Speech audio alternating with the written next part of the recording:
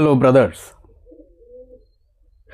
2022 সালের 31শে ডিসেম্বর প্রথম আলো 31st নাইট একটি শিশু বা পাখিরও ক্ষতি না হোক শিরোনামে একটি আর্টিকেল প্রকাশ করে এবং সেই আর্টিকেলে একটি হৃদয় বিদারক ঘটনার উল্লেখ পাওয়া যায়।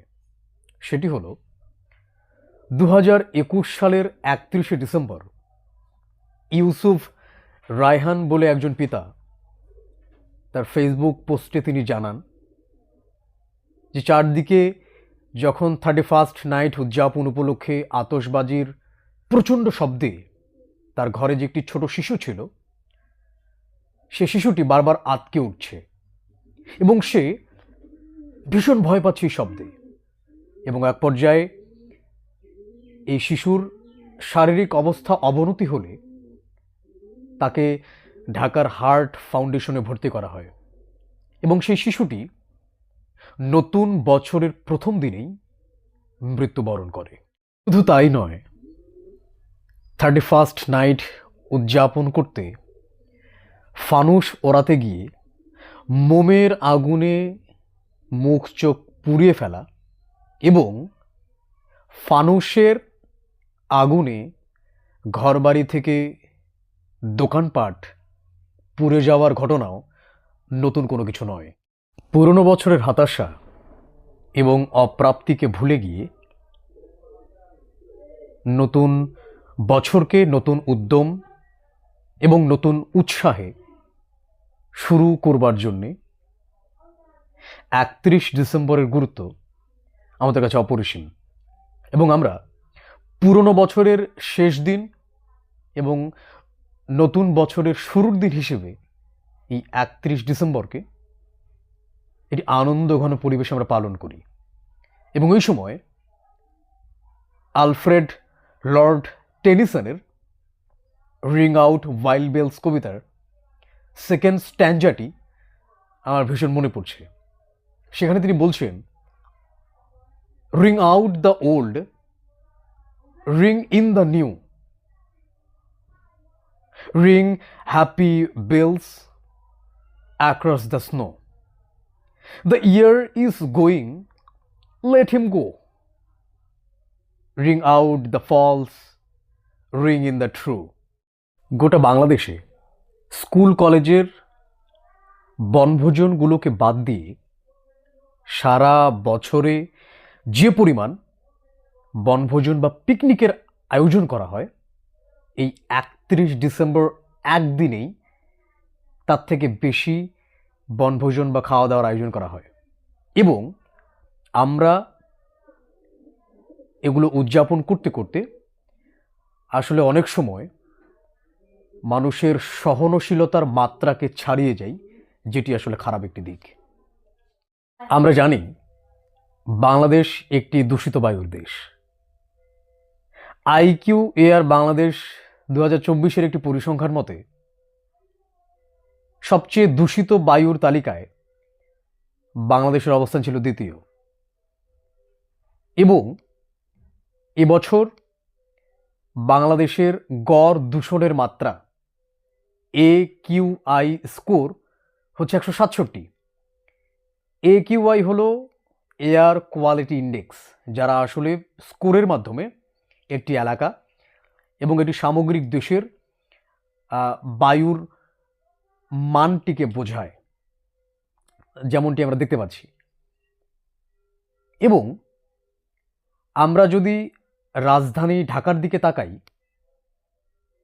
সেখানে এই মাসের এই ডিসেম্বরের শেষ সপ্তাহে এসে ঢাকার AQI স্কোর হচ্ছে যথাক্রমে 25শে ডিসেম্বর 209, 26 ডিসেম্বর 161, 27 ডিসেম্বর 192, 28 ডিসেম্বর 213 এবং 29 ডিসেম্বর 169। যেমনটি আমরা দেখতে পাচ্ছি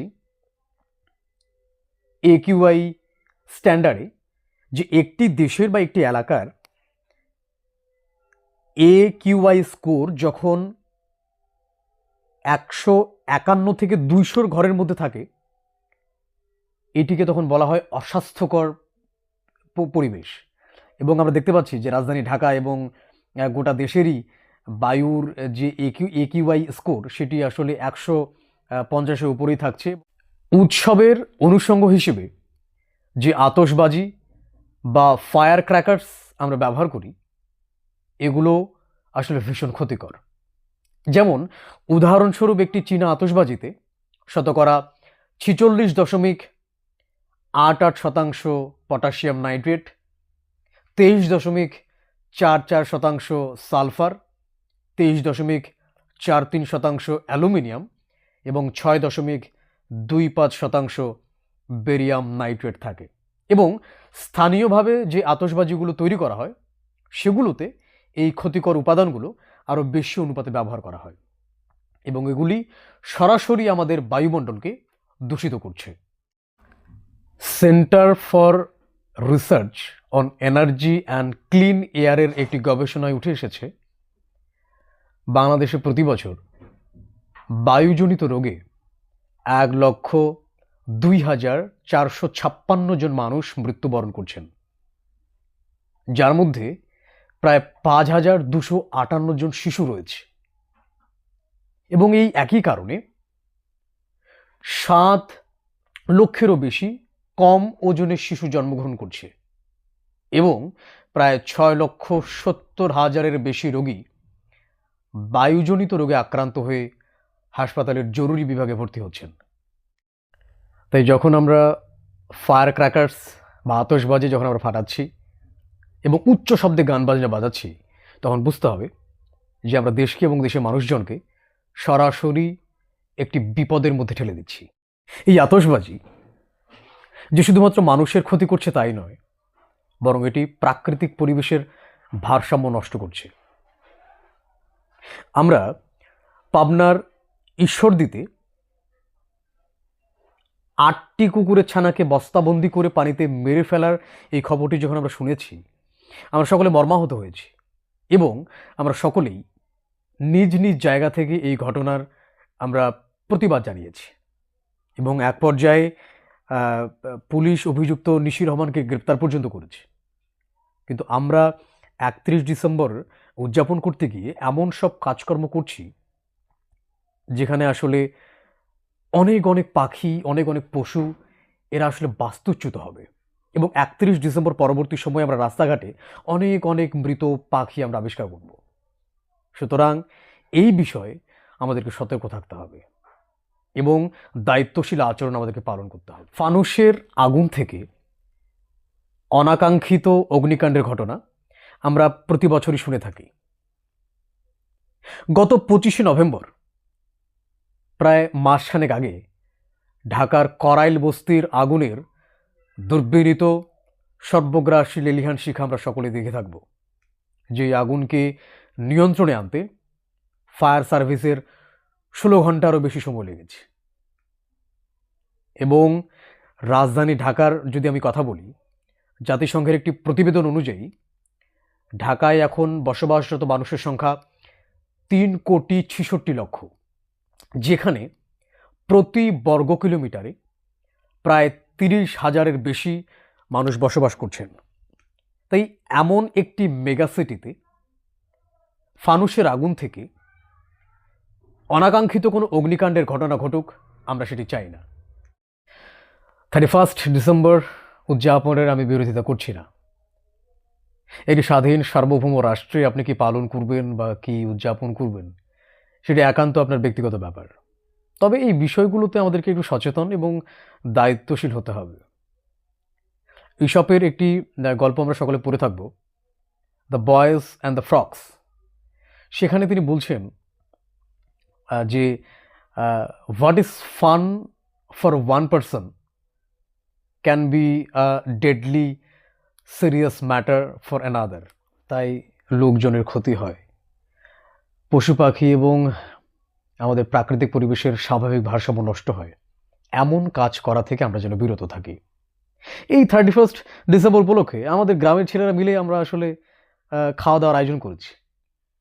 আমরা ফানুস টানুস সে সমস্ত কিছু উড়াই না, বক্স যদিও বা বাজে, সাউন্ড বক্স আমরা মৃদু স্বরে বাজাবো আমরা ঘুরতে যেতে পারি, কিন্তু আতশবাজি বা উচ্চ শব্দে গান বাজনা এই সমস্ত থেকে যেন আমরা বিরত থাকি। তাই নতুন বছরকে সামনে রেখে আমরা বলবো, চলো বাতাসকে বাঁচাই, প্রাণ এবং প্রাণীকে বাঁচাই, দেশের ভবিষ্যৎকে বাঁচাই, দেশ এবং সমাজের প্রতি নিজের দায়বদ্ধতাকে স্বীকার করি এবং দায়িত্বশীল হই। এবং সর্বশেষ আমি এটি বলতে চাই যে celebration through awareness, celebration through responsibility, আমরা যেন সচেতনতার মাধ্যমে উদযাপন করি, দায়িত্বশীলতার মাধ্যমে উদযাপন করি। ধন্যবাদ সকলকে।